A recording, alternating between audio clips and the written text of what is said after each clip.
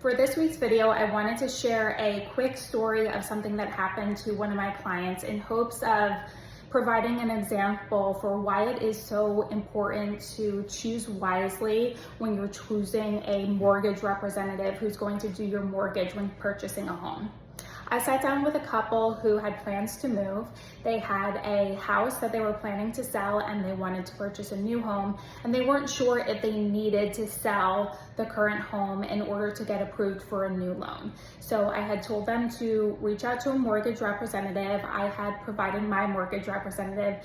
They ended up calling somebody else, and they were told that they did not need to sell in order to purchase. So we went out looking for homes. We found a home that they liked, made an offer accepted, we're under contract.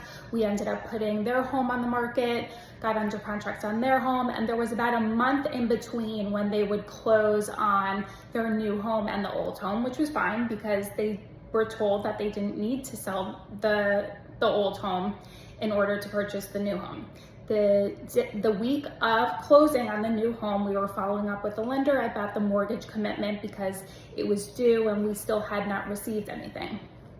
It was then that we found out that although my clients were pre-approved for the loan without selling their home, if their home was not sold and the closings weren't coordinated, they would need to show that they were renting their home, which was not told to them in the beginning. Because at this point, we were under contract on their home. There was no way that we could show that we were renting it, we were selling it. And my buyers at that point, my clients, could not get approved for the mortgage on the new home. So had this been disclosed to them in the beginning, we would have coordinated these two closings and everything would have been fine.